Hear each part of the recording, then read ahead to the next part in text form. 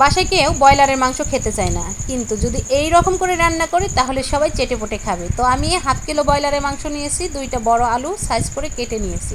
এখানে আমি লঙ্কা, একটা টমেটো নিয়েছি, আর 3টা পেঁয়াজ কুচি নিয়েছি, আদা রসুন নিয়েছি। তো আদা আর রসুনগুলো আমি মিক্সিং জারে দিয়ে দিলাম।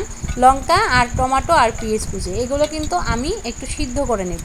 তো তার জন্য কড়াইয়ের মধ্যে একটু জল দিয়েছি, জল দেওয়ার পরে এগুলো দিয়ে দিলাম, দিয়ে ভালো করে নাড়িয়ে চাড়িয়ে ভালো করে সিদ্ধ করে নিতে হবে। ভালো করে সিদ্ধ করা হয়ে গেছে, দেখতেই পারতেছো টমেটোটা একদম গলে যাইতেছে।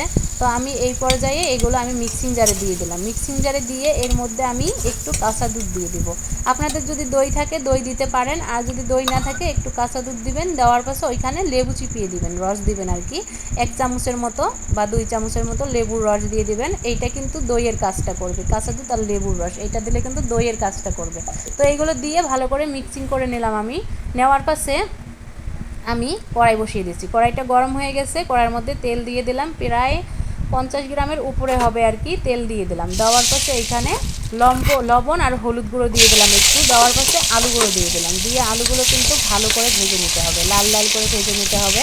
আলুগুলো একদম লাল লালও করবো না, আবার বেশি সাদাও রাখবো না, মিডিয়াম সাইজ করে আলুগুলো ভেজে নিতে হবে। তো দেখতেই পারতেছো আমার আলুগুলো কিন্তু ভাজা হয়ে গেছে। এখন আমি আলুগুলো উঠিয়ে নেব। আলুগুলো উঠিয়ে নেওয়ার পরে এই তেলের মাঝেই কিন্তু আমি মাংসটুকু দিয়ে দিব। তো আমি সবটাই আলু এই তো উঠিয়ে নিতেছি, আলুগুলো উঠানো হয়ে গেছে।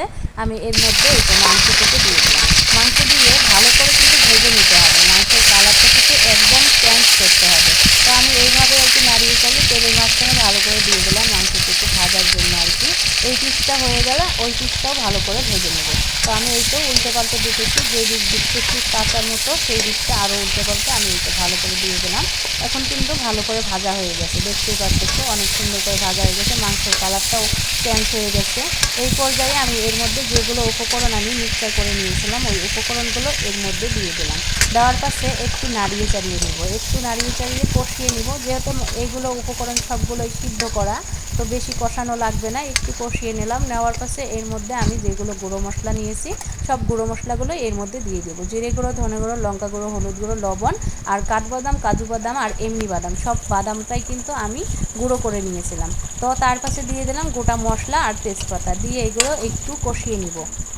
একটু কষাতে হবে এগুলো যতক্ষণ না এর মধ্যে একটু টান টান ভাব আসতেছে। তো ভালো করে কষিয়ে নিলাম। নেওয়ার পাশে আমি এর মধ্যে যে আলুগুলো ভেজে রেখেছি সেই আলুগুলো এর মধ্যে দিয়ে দিলাম। তো আলুগুলো এই তো দিয়ে দিলাম। আলুগুলো দেওয়ার পাশে আমি এগুলো ভালো করে কষিয়ে নেব যতক্ষণ না তেল ছেড়ে দিতেছে। এই যতগুলো পানি আছে আর কি এর মধ্যে সব পানিটাই কিন্তু শুকিয়ে নিতে হবে। তো এই তো তেল ছেড়ে দিয়েছে। এখন আমি এর মধ্যে মিক্সিং জারটা ধুয়ে আর কি একটু পানি দিয়ে দেবো, যেহেতু মিক্সিং জারে উপকরণগুলো মিক্সচার করা হয়েছে ওইখানে একটু উপকরণগুলো লেগেছিলো, তাই আমি ধুয়ে একটু জল দিয়ে দিলাম, বেশি কিন্তু দিলাম না। এখন ভালো করে নাড়িয়ে চাড়িয়ে একদম এখানে 10 মিনিটের জন্য ঢাকা দিয়ে দেবো, আর আঁচটা কিন্তু ধিমিতে রাখতে হবে। তো এই তো ভালো করে আমি ঢাকা দিয়ে দিলাম। দেওয়ার পাশে আঁচটা ধিমি করে 10 মিনিট সিদ্ধ করে নিয়েছি। আমার মাংসটা কিন্তু একদম রেডি। তো আশা করি ভিডিওটা ভালো লাগছে। যদি ভিডিওটা ভালো লেগে থাকে একটা লাইক, একটা কমেন্ট দিয়ে ছোটো করে একটা শেয়ার করে আমার পাশেই থাকুন।